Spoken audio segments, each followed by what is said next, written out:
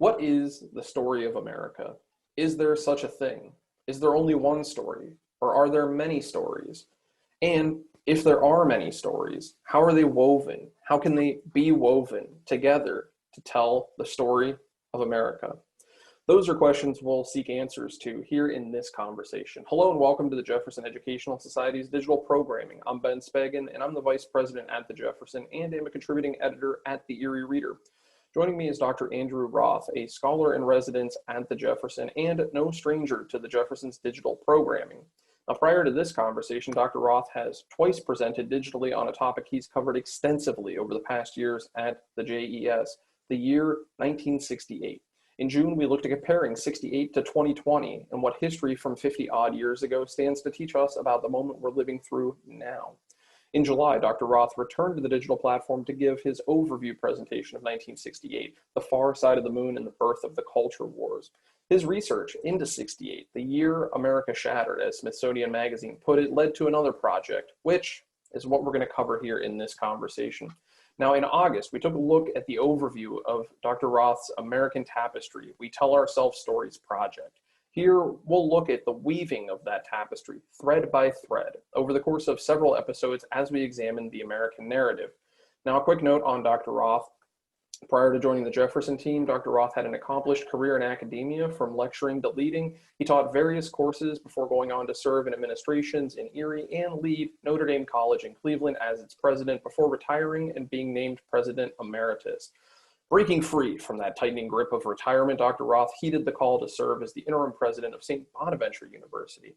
Now, seeing his vulnerability when it comes to maintaining a relationship with retirement, we at the JES wrangled him in, where he has been serving as a scholar in residence, offering numerous lectures, producing plenty of publications, and facilitating the Ramey Fellowship program. He's also begun hosting the American Tapestry radio show on WQLN Public Media, which you can catch over the airwaves and on demand at WQLN.org and on the NPR One app. Now, since this conversation is first airing live on the Jefferson's Facebook page, we'll work our way through as many questions from you, the viewers, as we can as we host this event. If you have a question, just leave it in the comments section below. If you're listening to or watching a later broadcast of this event, please do feel free to still send us your questions, and we'll do our best to get them along to Dr. Roth. And of course, for more information about both past and upcoming Jefferson Educational Society programs and publications, please visit jeserie.org and be sure to like us on Facebook, follow us on Twitter and Instagram, and subscribe to our YouTube channel. Dr. Andrew Roth, thanks for joining me for this conversation. Glad to be with you, Ben. Always a pleasure. So, Andy, I want to give credit where credit's due. Discussing the American narrative is becoming increasingly more and more popular these days, but you were ahead of the curve on this. You presented this series in person at the Jefferson prior to the COVID-19 pandemic, but here we are digitally to discuss it and have an opportunity to tease it out and see where it's headed since. You've been continuing your work, particularly with WQLN and the NPR One app. It's now available there. But we're here to tease out the threads of that American fabric as you're observing and studying them. So perhaps we want to get started with, I think, three key questions right there on your slide. How did the American Tapestry project originate? What is it all about? And what purpose or end does this exercise all serve? Those are really good questions because, as we'll hear in a couple of minutes, any really great story and great, without getting into any debates with some of our colleagues in the literary world, any great story, anyone that endures answers three questions. Where did you come from? Who are you? And where are you going? The American Tapestry project, as you alluded to, really began sometime in 2016 when I began to think about what I call the fractious, increasingly divisive nature of American politics and American culture. And I began to ask myself how that happened, and you alluded to 1968. And for the benefit of our Jeffersonians who have heard the 1968, I'm just going to skim over that. We don't want to browbeat them, as it were, with too much about 1968. But in 2016, I began to realize a major anniversary was approaching, the 50th anniversary of 1968. And a lot of people have begun to think that 1968, 2020 is giving it a run for its money, as we talked about back in June, that 1968 was the worst year in modern American history. And I asked myself why. And there's a lot of reasons why, but a big one was that Americans had begun to turn against one another. And I started to think about, what does that mean? Where does that go? And that took me to the American Tapestry Project. We'll explain Tapestry in a moment, but the American Tapestry Project's really about, what is it about? It's about the American story, whether or not there is such a thing. And the purpose of the American Tapestry Project, I would hope, would be perhaps not to tell the story of America. Any number of historians have argued that the story of America is so large, so vast, has so many threads, to use the tapestry metaphor, that perhaps there is no one story that can be told, but there are a lot of stories, when woven together, will show the unity, would show the coherence of American history, and maybe point in a positive fashion to the future. So that's where it came from. That's what it's about. And in the broadest sense, that's kind of what I hope it would do. So I think that's great, Andy. And in this installment's episode, because again, we have more episodes coming after this, we're going to take a look at beginning to unpack the threads that you've identified. So I'm no weaver when it comes to the literal sense of it. Explain to me warp threads and weft threads and how this is all going to make sense. Well, and with all apologies to any weaver, and knowing who Jeffersonians are and WQLN's audience and Chautauquans, because this has also been done at Chautauqua, there is almost certainly Murphy's Law, someone who knows there is a weaver in the audience. So with all due apologies for perhaps oversimplifying or mangling it a little, I thought that, a culture, I've always made the comment, and I noticed some other people have picked up on this, but I made a comment years ago talking to a campus ministry group about what's the purpose of education. And I said, educators are weavers. We are in the business of reinforcing the fabric of society. Society, civilization is tissue paper thin. Under pressure, it rips. What educators do, I think what artists do, is in a certain sense what community builders do. We're weavers. We're trying to strengthen the fabric of American society. And so I've landed on the tapestry metaphor. And of course, a tapestry is a weaving that tells a story. And here's where I'd really apologize to the weavers. I tended to look upon it this way, that the American tapestry consists of warp threads, which, if you were sitting at a loom, would be the threads that are pre-strung and would be perpendicular to you. And they're the threads that hold the weaving together. And then the weft threads would be the ones that go horizontal. And in a tapestry, the warp threads are not seen. The only threads that are seen are the weft threads, the ones telling the story on the surface.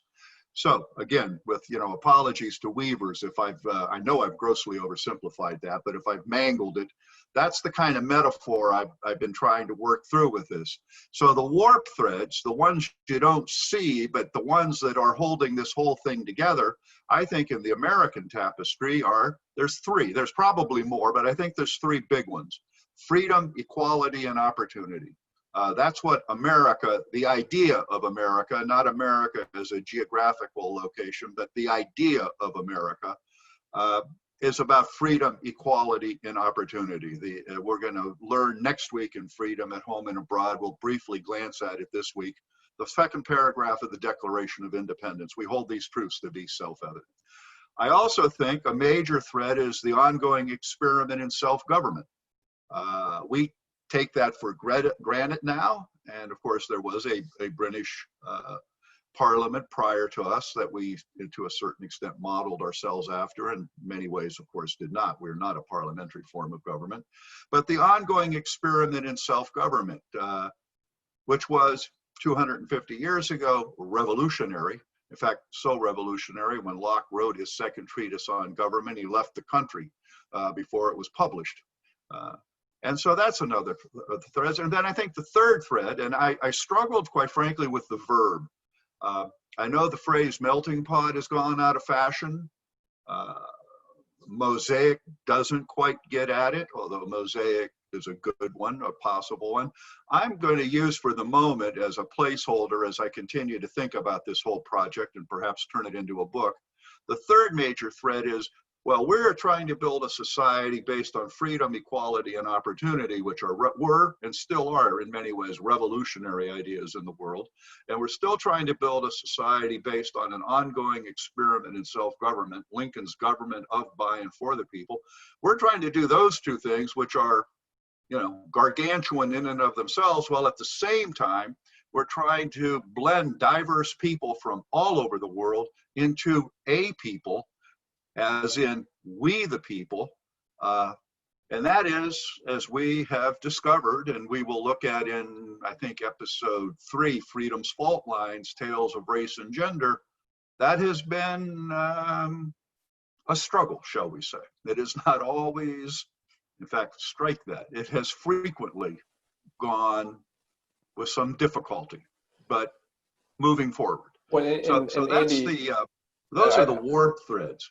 And Andy, I think one of the challenging parts of this, and I think that's, both the liberating part and the challenging part, is we're trying to tell our story as we're living it. It's not as if it's Exactly. done looking back on it. And so it's an ongoing thing. And I think that's important to note here. But yeah, moving on, we have different chapters we want to look through in this particular episode of the American Tapestry Project. I'm noticing something I'm going to have to think about in terms just a purely production thing. I'm not sure on how anyone watching this sees it, but I noticed that our images obscure some of the print. But I mentioned earlier warp threads and weft threads. Well, the weft threads, the one you see that are the visible, or at least the more obvious parts of the story, they come in, I call them 6 threads. Each of these has multiple sub-threads. I mean, and I think that's what some historians and other commentators mean when you can't really ever tell the whole story. I mean, you'd be into 100 volumes.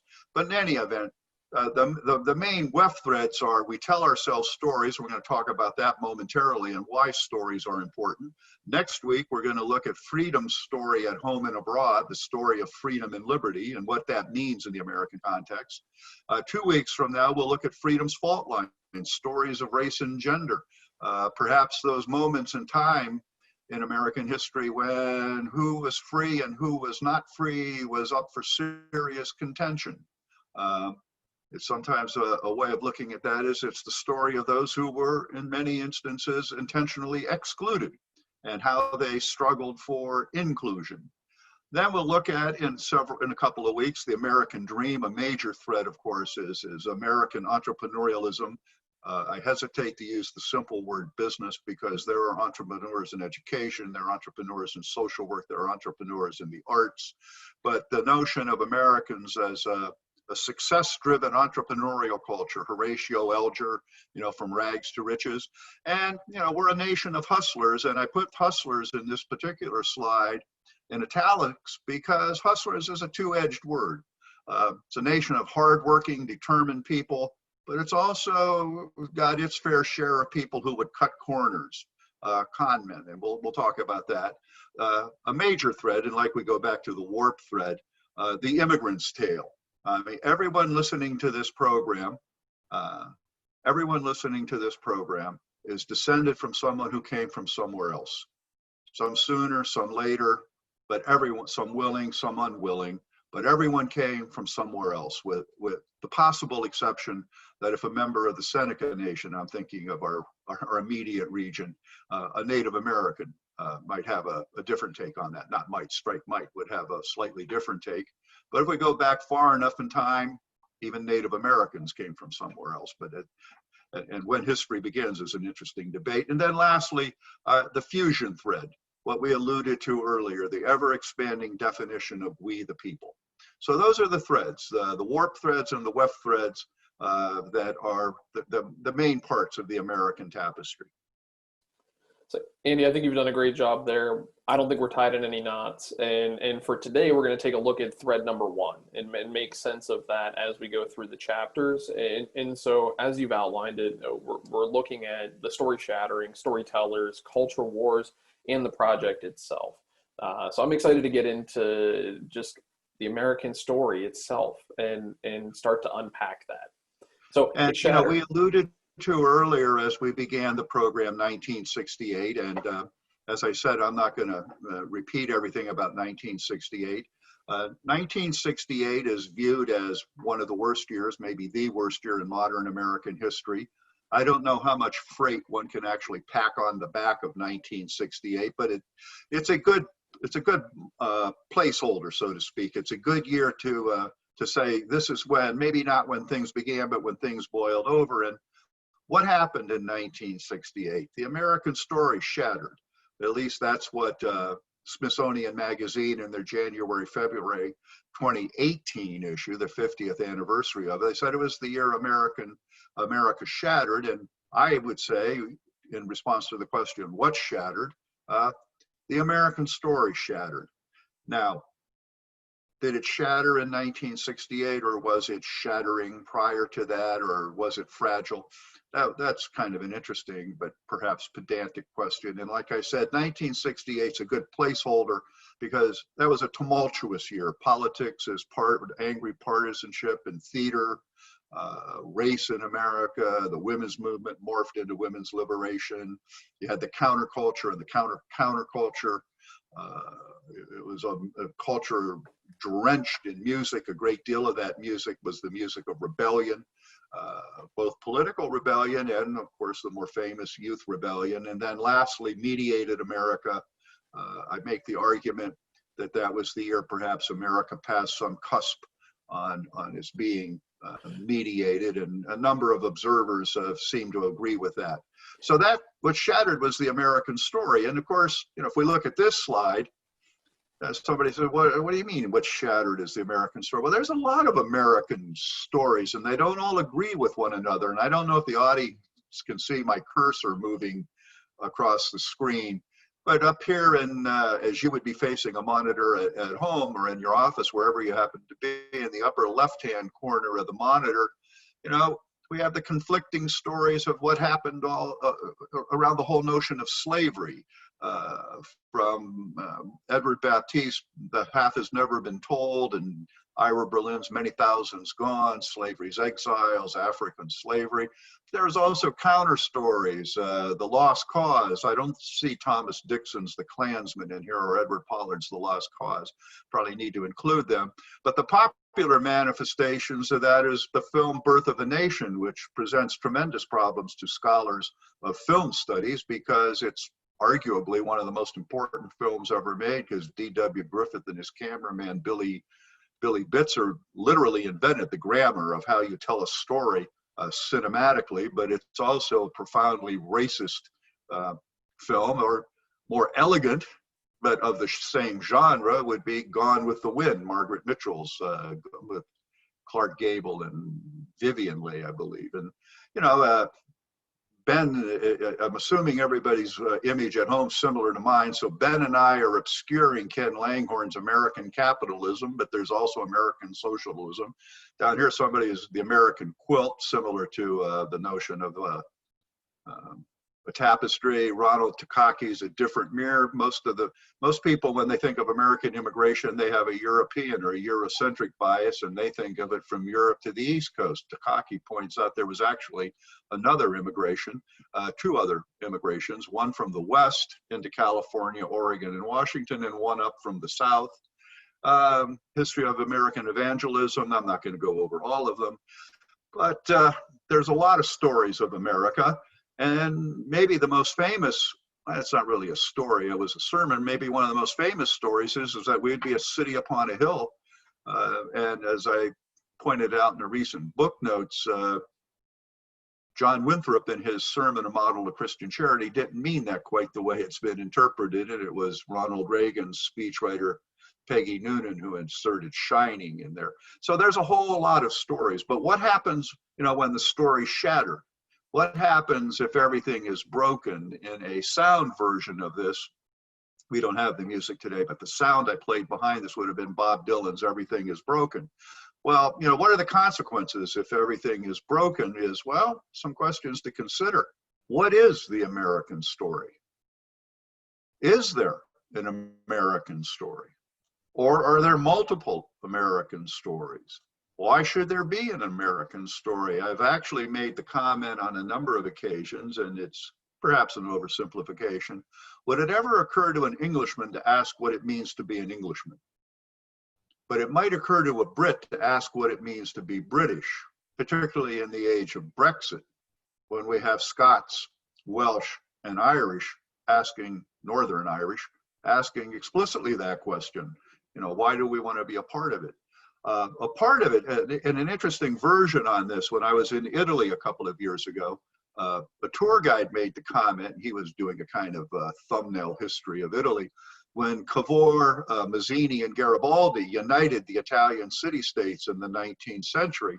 One of them, and I'm not quite sure if I recall who, I think it may have been Mazzini, but if not, I'm sure someone will correct us. But one of the three of them said, well, we've created Italy, now we've got to create Italians. And to a certain extent, we've created America, and we're in a 250-year and counting project of creating Americans. And that's what the American story is about. So, why is any of this important? And so, Andy, Well, I think that's one of the things. I think two notes. It's important there. You said of the years, 250 years, and we're going to get to this of where do we start? Because do we start with the actual founding of our country and saying, okay, now we have a constitution after which we've declared our independence, or do we start from the time that settlers inhabited this country and brought with them unwillingly people against their better judgment and will, and forced them to be part of the country? So where do we start? How do we start? We can call it America by definition of the date that it became America, but is there a pre-America to which has a prologue to America's story, if you will? But I think here, as you brought up, I think the important thing that we can't consider the story without the storytellers, because without storytellers, there is no story. So who is telling this story, and why is it important we're looking at who is telling? And I think maybe starting back with the idea of humanity broadly, of why humans are interested in telling stories and what sets us apart in this journey. Well, as we said in passing, and we're going to come back to it in a second, if the greatest stories, and I'm not going to get an argument on aesthetics, I'm simply saying the greatest stories are stories who tell you where you came from, who you are, and where you're going. The book of Genesis, for example. That my definition of stories would be stories that endure in that context. So why are stories important? Storytellers, why is this important? It's because humans are storytellers. And it might in fact be our storytelling ability might in fact be what defines us as humans.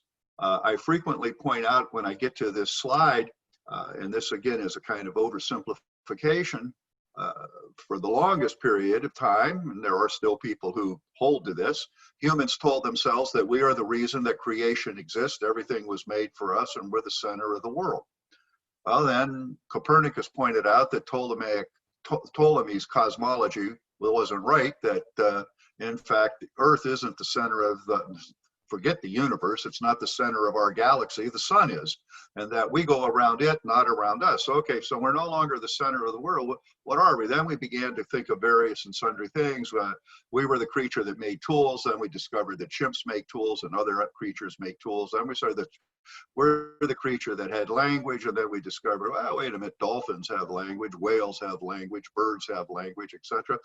Well, in any event, telescoping a complicated story down into 30 seconds here, increasingly people who think about these things say that the thing that defines humans is they are storytellers, that we have this linguistic capacity, and we won't get into the biology of it about the larynx dropping into the throat because we stood erect, which gives us the ability to modulate airwaves with much greater precision than any other creature. Humans are storytellers. They tell themselves stories, finely grained stories about who they are, where they came from, how the world works. They tell themselves stories to make sense of their experience.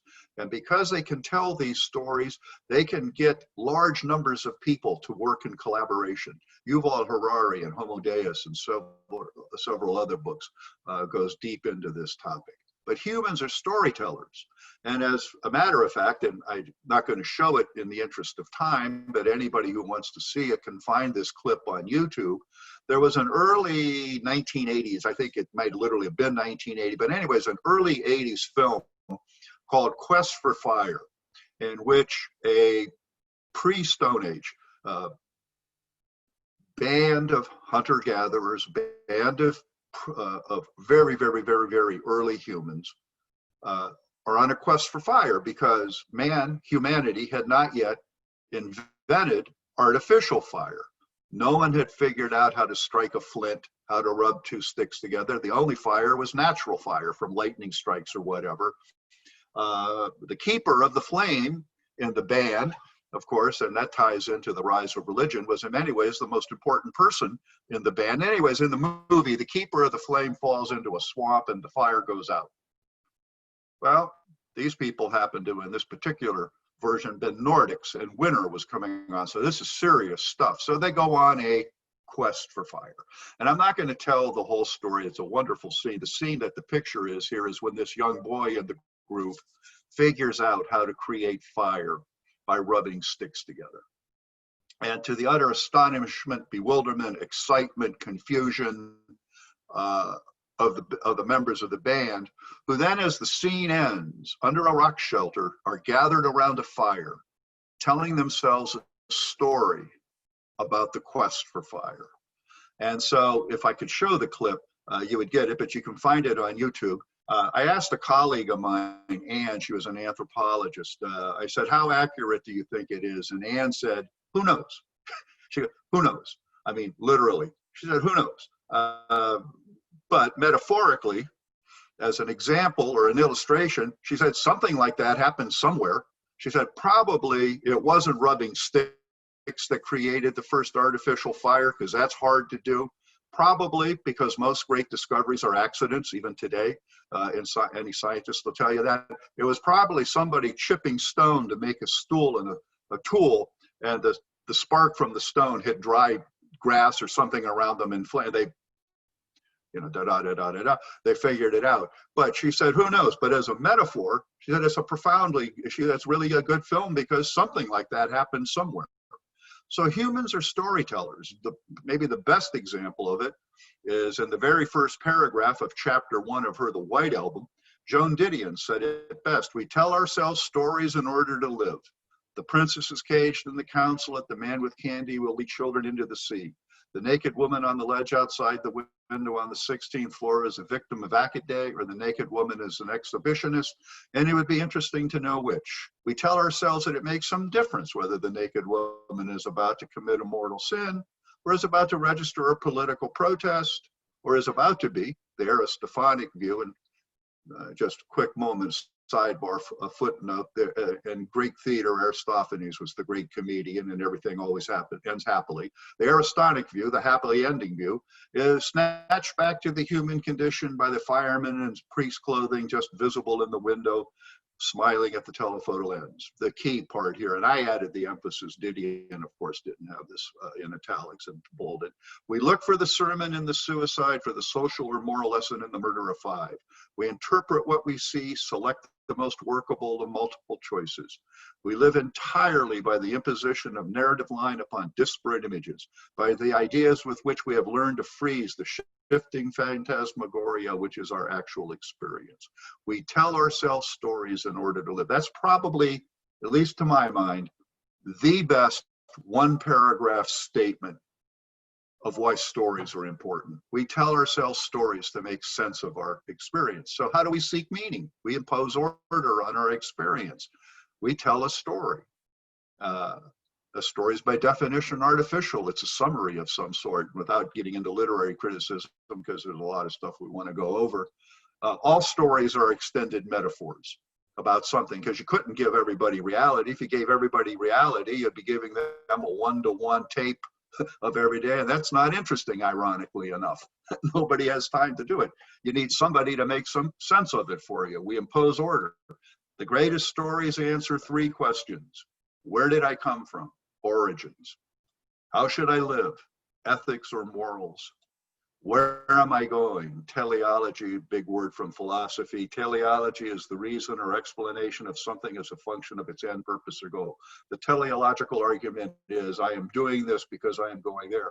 And a wonderful example from contemporary literature, it's not fiction because it's a memoir, would be Tara Westover's Educated, which is all about her making sense of her own experience by doing a deep, deep dive into her origins, where she came from, and how she came to develop her own sense of ethics and morals on how to live her life, because she was interested in what was the purpose of her life and where is it going. I'd recommend that book highly to anyone. It's a really, really good read. So we tell ourselves stories to make sense of our experience. Well, a certain kind of story is history. The word story is actually even in it, although I think linguistically that's just pure coincidence, because the word history comes from the Greek and it means to inquire or to seek out or to try to understand. Back to making sense, though. Norman Cousins says history is a vast early warning system. Well, yes and no. History doesn't repeat, but as some wise guy said, it does rhyme.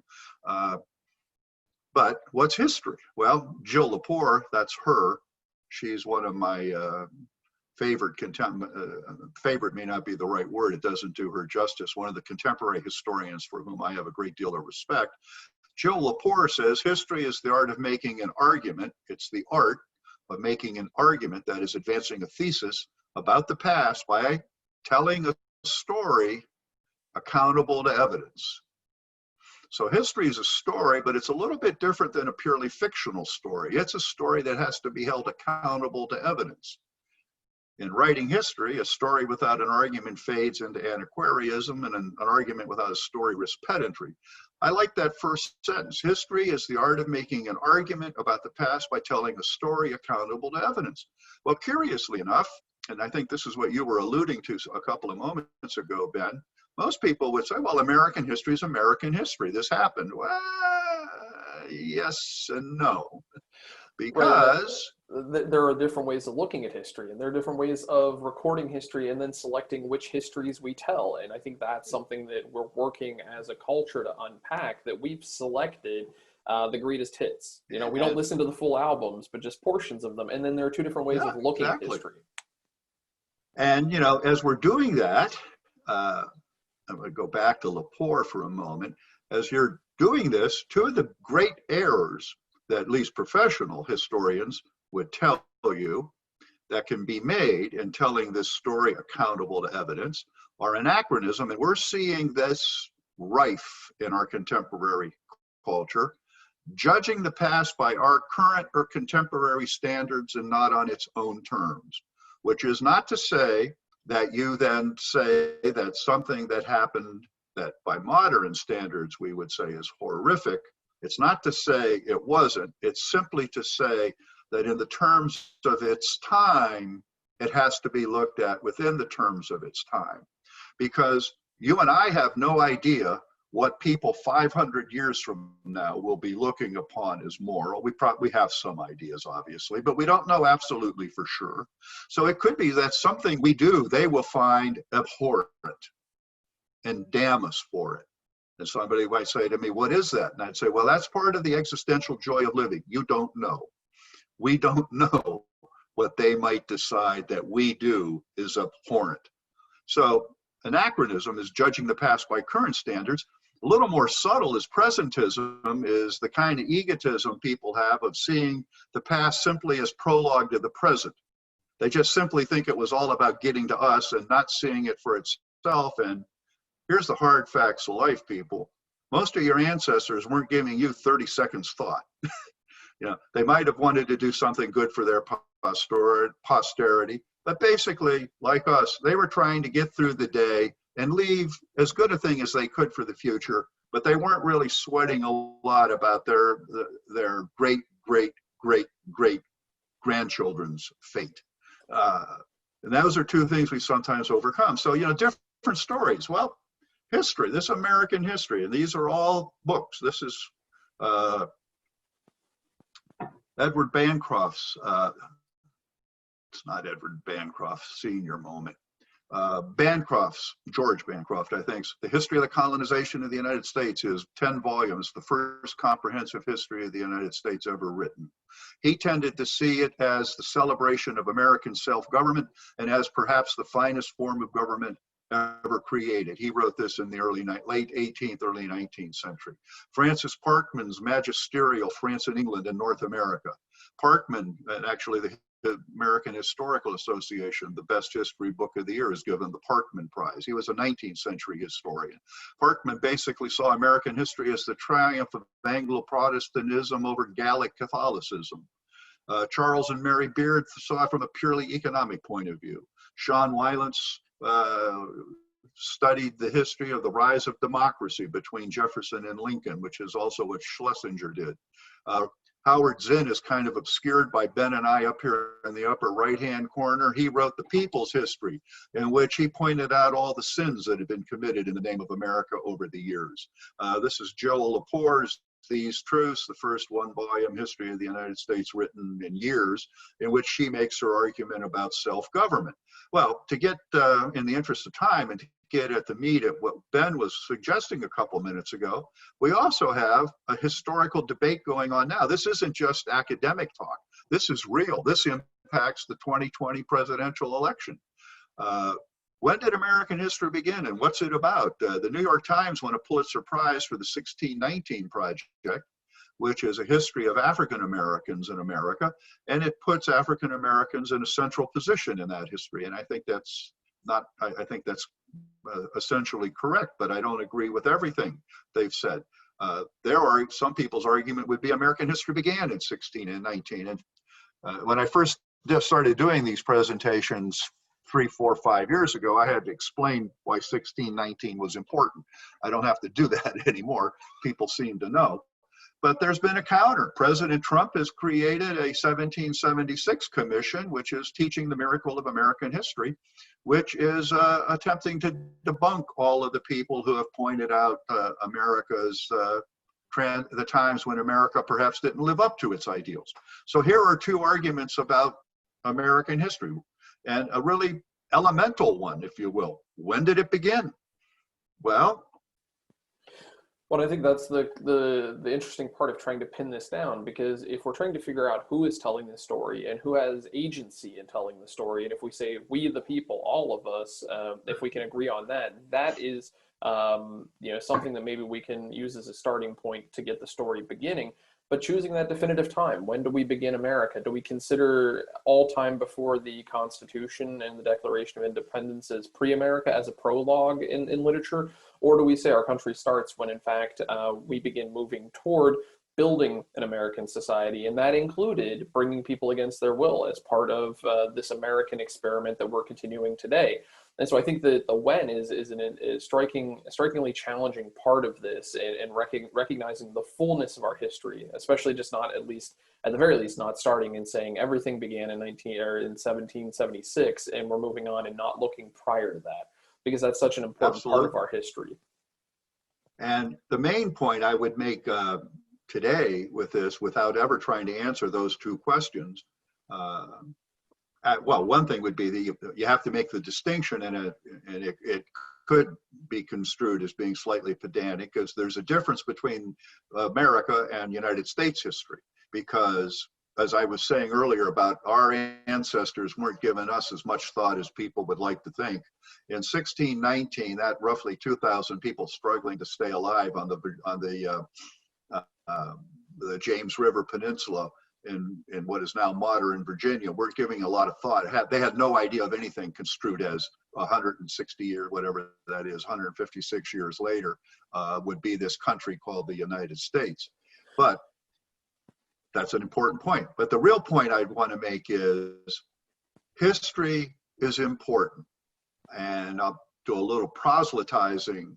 I think we do our posterity a great disservice, and we do ourselves a great disservice by not teaching it and not teaching it well at all levels of school.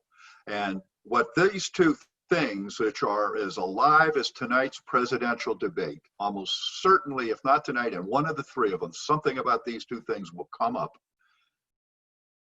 proves two things: the importance of history, the importance of getting it, if not absolutely right, in Lepore's words, holding it accountable to the evidence. But it also proves the prescience of something William Faulkner said: the past isn't dead, it's not even past. Well, and Andy, To that point, and you bring up the presidential debate, which, here we are today on Tuesday, September 29th, and we're having the first of the 2020 presidential debates. And in the interest of time, I'm curious if we can move through the leadership section of this session a little more quickly. But I think, to sum it up, one of the greatest challenges, and you mentioned it, that it'll likely be talked about at one of the three debates this year, if not once, maybe perhaps multiple times. It's the fact that leaders, as you've noted in other presentations, it's a vision thing, and the leaders have vision, and we follow people with vision. But here in America, the only one office that all of us play a role in electing happens to be the executive branch. And except with one exception, we're either looking at new leaders every 4 years or every 8 years. And so it's hard to sustain that vision, I think, compared to a monarchy where you might have a king or a queen ruling for decades. Here we have somebody to exact their vision for 4 years and then reappeal for another 4-year extension and then move on, with one exception, with FDR. Absolutely. The presidential election is the only national plebiscite. I'm talking about the general election. The Electoral College confuses that a bit. But the general election is the only national plebiscite. And we elect a leader. And, as Harriet Tubman says, every great dream begins with a leader. And I'm going to go through these slides kind of quickly. Yeah, I appreciate that, What do leaders do? I want to get to the culture war portion of this. So let's speed through the leadership and on to culture wars. Okay. Well, what do leaders do? Basically, they inspire a shared vision. They envision the future and then articulate it in so compelling a fashion, people are motivated to follow them. And they give a why. And when I say an inspired vision, they give a why. As Nietzsche said, he who has a why can bear almost any how. So leadership's important because it inspires a vision. And what's the most effective way to tell a vision, to communicate a vision? It's to tell a story. It's to tell a story. And there's all kinds of visions. Abraham Lincoln's The Last Best Hope of Earth, Martin Luther King's Dream. Ronald Reagan is the person who first said, let's make America great again. FDR's Four Freedoms. But let's move on. Stories are pathways into the soul. As Kurt Vonnegut said, we are who we pretend to be, so we must be careful what we pretend to be. Stories are critical. It's how we make sense of our experience. It's how we tell ourselves who we are. So we need to be very careful about who we tell ourselves we are. That leads to culture wars. Well, the culture wars are really a war about whose story. That's what this is all about. Whose story defines American culture? Pat Buchanan said at the 1992 Republican Convention, there's a culture war in America, a war for the soul of America, a war to understand and define who we will be, what we will be, and how we will live our lives. It's back to what I said, the three major elements of a great story or of an enduring story. Andrew Hartman, in a book, War for the Soul of America, A History of the Culture Wars, set up kind of as a straw man, but at least to give some context, normative America. And I would think from the conservative point of view, normative Americans prized hard work, personal responsibility, delayed gratification and mobility. They lived according to stringent sexual expectations. They believed their nation was the best in human history. Unfavorable aspects such as slavery were aberrations. So we're back to 1619 and 1776 in that debate. They assumed the nation's Christian heritage illuminated its unique character, that it would be a city on a hill. We'll explore the phrase "a city on a hill" in another one of these sessions. But that's the kind of backdrop. And of course, the quick pop culture way of getting at that backdrop is, the 1950s. Now, those of us who grew up in the 1950s knew, and again, Ben and I are obscuring it, as Stephanie Kuntz said, the way we never were. We know the 1960s weren't quite this happy, but this is a reasonable depiction of the 1950s. African Americans were there, but kind of on the back and as a humorous backdrop or a backdrop of menace. But that was the 1950s, the days of Ike and Mamie. Most of us who grew up in that time knew it was no idol, but it has become, in many people's ideas, an idyllic image of an America they want to try to recapture. Well, as a result, we are having a lot of arguments about what constitutes America. Darrell West, a fellow we met at the Brookings, Divided Politics, Divided Nation, which is a personal memoir about how it impacted his family. Prius or Pickup, Amy Chua's Political Tribes. A number of our listeners probably saw her at Chautauqua a year or two ago. A very new book, it's just out. David French's Divided We Fall, in which he talks about how everybody thinks America will either go down in one big lump, but he's arguing that if we don't get our story straight, it could fracture into separate parts. And there actually is, as he details, a small group in California who are plotting a Cal exit, if you will. And there's a group in Texas thinking about a Tex exit, secession. Now, since the Civil War, the states don't have the right to secede, so that could get interesting. The Department of, maybe too interesting, what's the Chinese curse? May you live in interesting times. But the point of all of this is what do all of these have in common? American society is divided into competing tribes. Our politics has become a contest between warring symbols, not different operating and operational goals and objectives. Operational goals and objectives like budgets and whether to build road X, fund NASA, how big should the school budget be, et cetera, et cetera.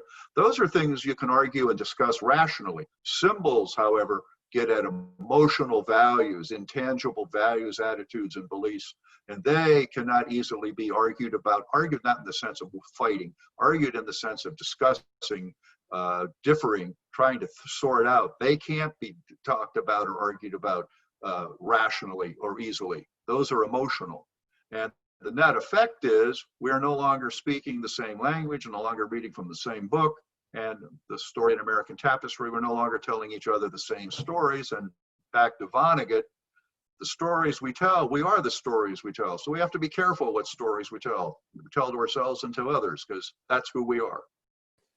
Well, I think that sets up the next element of this, and taking a look at the threads in the fabric. And we're not knotting them, I think. We're trying to untangle them and understand them. And so, Andy, what are the threads to look at? We went through the wharf, we went through the weft, but now tell us where we're headed with these. Well, here's a little bit deeper dive, and this is a preview of the next 4 weeks. Next week, we're going to look at freedom's story at home and abroad. And freedom's story at home and abroad is the Declaration of Independence. The American Revolution, as Thomas Paine said, we have it in our power to begin the world anew. That is the committee, Jefferson and Adams, etc., Franklin, delivering the Declaration of Independence. Again, obscured by Ben and I, we have the Bill of Rights and the Constitution of the United States. And this picture down here is the Constitutional Convention. Sometimes the 13th, 14th, and 15th Amendments after the Civil War, Lincoln at Gettysburg made the Declaration of Independence central. The Declaration of Independence isn't a legal document, it's a vision. It's a vision statement. And Lincoln made it the core, the unifying element of America. And the 13th, 14th Amendments after the Civil War, sometimes thought of as the Second American Revolution. And this is John Gast, 1876, painting the spirit of America, depicted by the female version of Liberty moving inexorably west, conquering the continent. We're going to look at what does the word freedom mean? What does the word liberty mean? We bounce those words around quite a bit, but they actually, well, they are intertwined and overlap. They actually mean two different things and work together in tandem. We're going to explore that tandem. We're going to talk about freedom's story at home, the American Creed. The American Creed is the second paragraph of the Declaration of Independence, which most people know at least the first sentence. I'm not sure they know the second and third sentence, but we're going to take a look at that. We're going to look at American exceptionalism. We shall be as a city upon a hill. John Winthrop, that is John Winthrop, who first said it, what he might have meant when he said it, and how it's been used by Kennedy, Reagan, Gingrich, et al. What's meant by that phrase, American exceptionalism? In a couple of weeks, we're going to look at freedom's fault lines, stories of race and gender. Those times in American history when perhaps we didn't live up to our ideals, and how the people who were excluded from the benefits of those ideals argued and struggled for their inclusion by appealing to those ideals, and how the people who would deny them actually refuted those ideals. Of course, we have the history of African Americans, and there's 1619, a not unimportant date. Frederick Douglass, W.B. Du Bois, Sojourner Truth, Harriet Tubman, Malcolm, Martin Luther King Jr., and of course, Barack Obama. But there was a counter to that African Americans have had to deal with, We're going to look at the lost cause, Jim Crow, lost cause, and the rise of the Confederacy, and how in Heather Cox Richardson's excellent book, how the South won the Civil War. And I'm going to leave that as a teaser, and we'll explain that in a couple of weeks. We also have the interest of indigenous peoples, Native Americans. They were clearly here first. There's no argument about that. And they're still here. Every day when I drove to St. Bonaventure University, I drove past that sign on I-86 that I was actually, for the moment, leaving the United States and entering the Seneca Nation. And we'll talk about what's meant by the Trail of Tears, what happened to King Philip, and who was Chief Joseph. And we'll look at freedom's fault lines, stories of gender, the Women's Rights Convention in 1848, and Susan B. Anthony and Elizabeth Cady Stanton, suffragettes, as we mentioned earlier, women's liberation. And we don't often think of ourselves as being having its pulse its finger on the pulse of the future. But there was a moment in time, and Joyce and Judy and I are not quite sure, not willing to say it was the first or the only one, but we think it was. I need to do more research. It may have been the first time in any county in America where the two highest elective offices were simultaneously held by women. One of those offices still is. We'll talk about gender and Abigail Adams's famous request of John that please remember the ladies, because remember, all men would be tyrants if they could. And of course, there is a group who opposes all of that. White ethno-nationalism. Those are freedom's fault lines. And that's an interesting group, to say the least. Steve Bannon, Stephen Miller. Pat Buchanan might take exception to me lumping him in there, but he's the one who declared culture war. And these people, I'm going to give them at their most benign. They want to go back to the 1950s. I'm not so sure they don't want to go back further. In thread 4, we'll take a look at what I called American entrepreneurialism, success stories, Horatio Alger, A Nation of Hustlers. A dream doesn't come reality through magic. It takes sweat, determination, and hard work. How did we get from sodbusters and housebound crafts industries to heavy industry and railroads? We're a nation of entrepreneurs, and most people know who these people are. John D. Rockefeller, Andrew Carnegie, Bill Gates, Martha Stewart, and Jeff Bezos. But I'm going to take a deeper look at Stephen Smith of Pennsylvania, and most Pennsylvanians don't know who he was. They should know who he was. And Annie Malone, an African-American entrepreneur at the turn of the 20th century who made a fortune in cosmetics. So entrepreneurship. We're also the culture that believes that, yes, you can, that you can reinvent yourself. In fact, most immigrants to America, that's what they were doing. They reinvented themselves. And most internal immigrants, as people moved west, were reinventing themselves. The self-improvement industry was probably invented by Ben Franklin over there in his autobiography, Dale Carnegie most famously in How to Win Friends and Influence People. So we're going to take a look at that. But there's another side to that too. We're a nation of hustlers. We're also a nation of people who enjoy humbug.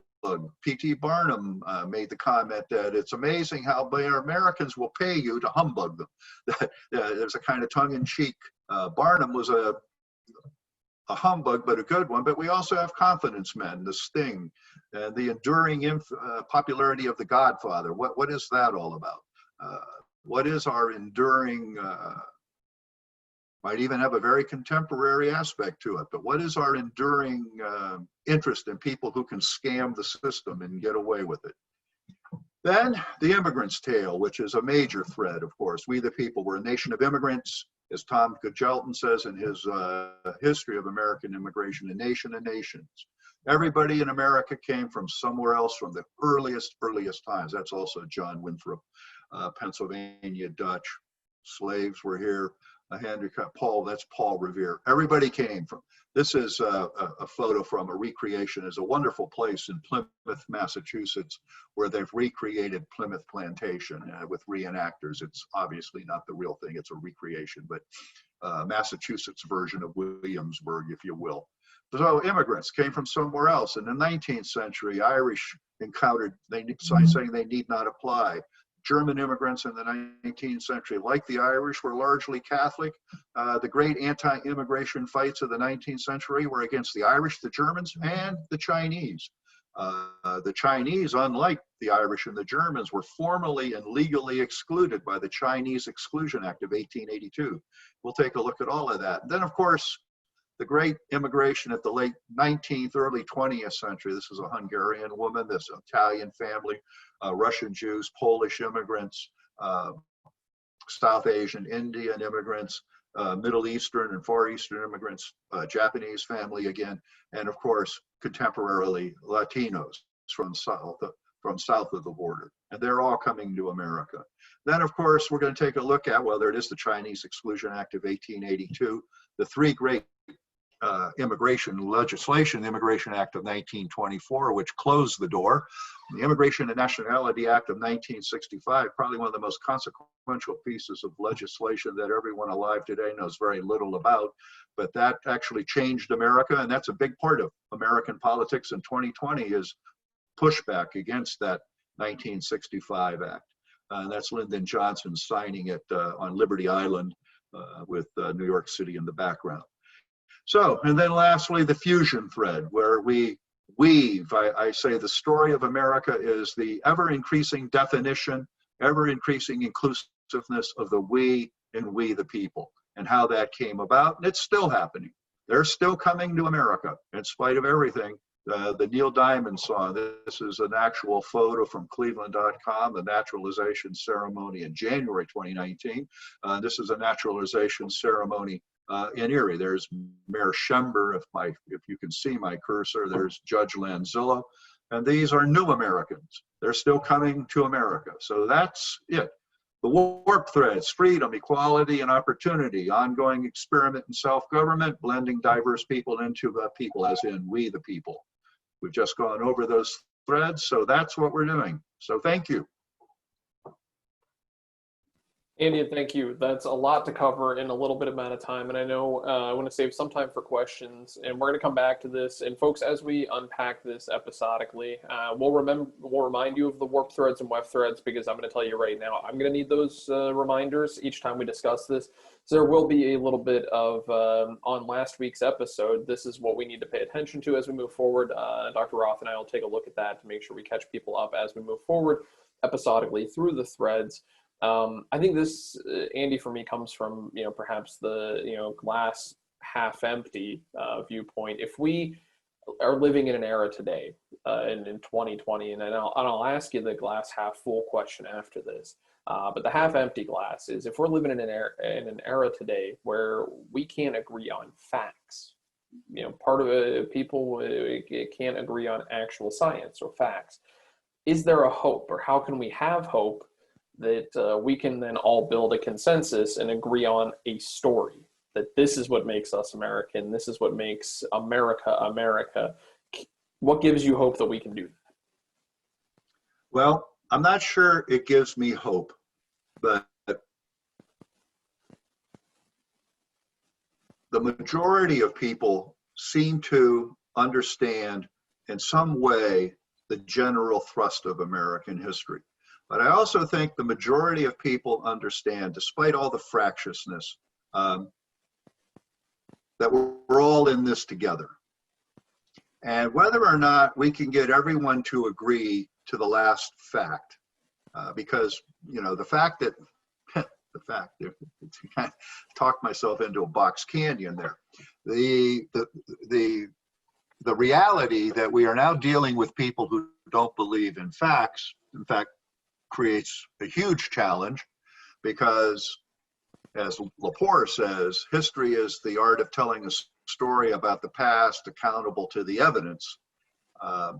You have to try to appeal to people's rational evidence. In rhetoric, there are only three great arguments or reasons to believe: facts, integrity, emotions. Any really skilled rhetorician will tell you the facts are important, but they're very hard to convince anyone, because most people, sadly, can't follow facts. And God forbid you should get quantitative. After 50 years in the classroom, I know what happens when you say let X equal. And so you go to integrity. The integrity is trust me. Well, trust is hard to earn. It's easy to lose. Aristotle said, the most effective way to be a person that's trustworthy is to, in fact, be a person who's trustworthy. Live your whole life in such a way that people know you to be a person of integrity, and then they'll trust you. So you come to emotion. So my hope would be is that everyone has to be reminded and understand that we're all in this together. And we'll talk about Winthrop's sermon from 1630. John Winthrop had no idea that there was ever going to be a United States of America. He died over 100 years before the American Revolution, but he's trotted out by people who've never read him, or at least one or two phrases. But if you read that sermon, basically what he's saying is, and Lincoln echoed it almost 200 years later, a house divided against itself cannot stand. So the hope has to be that somehow a leader can inspire a vision, reminding everyone that while we may not agree with one another, and you don't necessarily have to love one another, we are inescapably all in this together, and we either stand together or go down together. And that may sound melodramatic and not particularly optimistic, but I find most people are sensible, and they understand it. Most people most people have a positive outlook. I don't know if that made any sense. And well, Andy, I think you're preaching part of a quote that I remember from American history, and Ben Franklin saying, we hang together or we hang separately, and Right. so we see that now being applied today. Real quick, I want to dip into the comments section on Facebook as this program was occurring live, and I want to give a thanks to a Ramey fellow who went through the project and has a great work that is available for read on the Jefferson's website at jeserie.org. You can look up Seth Trott there. I want to thank Seth for putting in the comment section the Equal Justice Initiative, Brian Stevenson's work, Right. as well, that outlines, as Seth puts it, the history of racial injustice and shows how early American history, especially that history, is still shown through the 1619 project. So that is a great resource, and Seth has included the link to that. So I want to thank him for that. That'll remain there on the Facebook page, so folks can check that out. Andy, I said glass half empty and glass half full. I think my half full outlook right now is what I hear from scholars and observers smarter and more astute in observation than I am. 2020 feels different. It feels different. And I think that maybe goes back to what you were saying there with emotion, pathos, and Aristotle argued it's the most effective. It's the weakest of the appeals, but yet the most effective. And believe it or not, I was having that argument with somebody this morning about the rhetorical appeals. So it's in the zeitgeist and we're talking about it, but it feels different, 2020. What makes 2020 different than years past as we've tried to tie our story together? And does it give you hope that something is different right now? That while pen holders have changed and we work to fold more people into the writing effort of crafting our story and making sure we're not cutting out sections or ignoring them or striking them from the pages of history, what feels different, what seems different about 2020? Are we on a precipice where we're not doomed that Andy, in 50 years, the versions of you and I are having a digital conversation saying the same thing of, it's not 1968, it's 2020, but 50 years from now in 2070, they really think they've got it this time? Well, I think what makes 2020 different, besides obviously the pandemic, and the pandemic has really exacerbated and revealed some of the differences and some of the splits and some of the fissures. I want to thank Seth for that comment, particularly reminding me about Brian Stevenson, who's the film about him, Just Mercy, I used in the Ramey Fellows this year.